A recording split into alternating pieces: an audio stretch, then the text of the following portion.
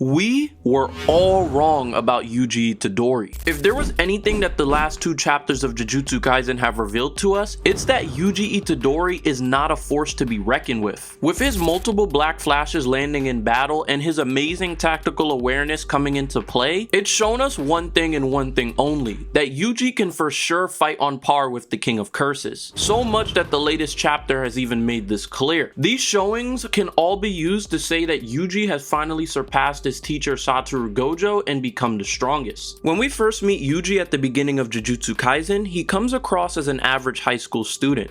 Cheerful, determined, but lacking in terms of Jujutsu sorcery. But as the story goes on, we learn that there's much more to Yuji than what meets the eye. One of the most significant milestones in Yuji's journey is his mastery of the Black Flash. The advanced technique requires precise timing and control over cursed energy, and Yuji not only mastered it pretty much, but also holds the record for the most consecutive uses, where even other Jujutsu Kaisen powerhouses like Satoru Gojo struggle to replicate Yuji's feats with the Black Flash, highlighting Yuji's exceptional talent and determination. Another aspect of Yuji's abilities that set him apart is his blood manipulation technique. This technique allows him to control any object or entity that his blood has touched, giving him a unique and powerful tool in combat. The level of control and precision that Yuji demonstrates with this technique is a testament to his skill and adaptability. For example, I'll just use something from the most recent chapters. Yuji uses convergence on Sukuna,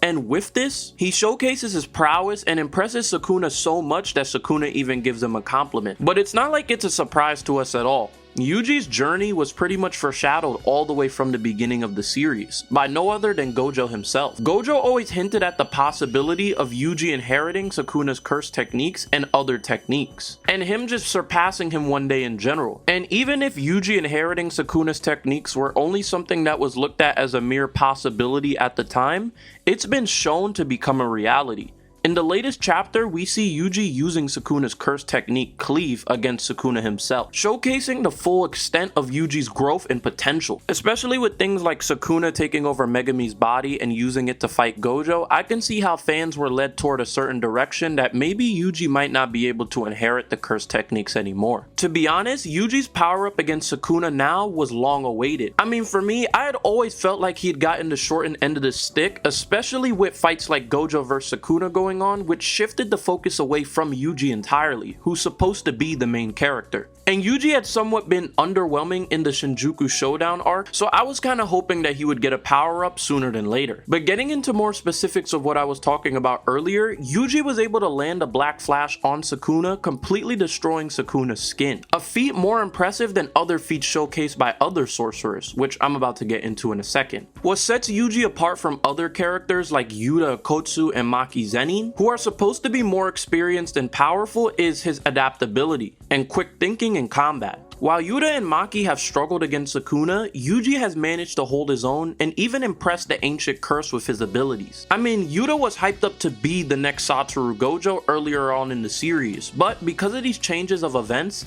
it's made me believe that Gege has abandoned that narrative entirely. Video on that soon. And even though every other sorcerer who's got into a fight with Sukuna has either been killed or just taken out the battle entirely for them to return at a later point, it seems like the Sukuna cycle I was talking about in the last video has finally been broken by Yuji Itadori, making it clear that this is the showdown, Yuji versus his brother Sukuna. I can't completely confirm that this is the 100% accurate translation since the chapter isn't out yet, but based on the raws from the last chapter, they say that while in his mother's womb, Sukuna ate his twin brother to avert starving to death. But because of a supernatural unraveling of some sort of event, it caused the soul of his sibling to be reincarnated as Yuji Itadori, more specifically Yuji's father. But, you know, it's his kid, so they're technically related. You know what I mean. I don't think I explained that too well, so I'm going to explain it one more time. Pretty much, when Sukuna was in his mom's womb, he ate his twin brother. And then, because of a supernatural unraveling of some sort of event, it caused the soul of his sibling to be reincarnated as Yuji's dad, who then had Yuji. So technically, Sukuna is Yuji's family, which makes this fight one of the most compelling fights in JJK now, getting me incredibly hyped.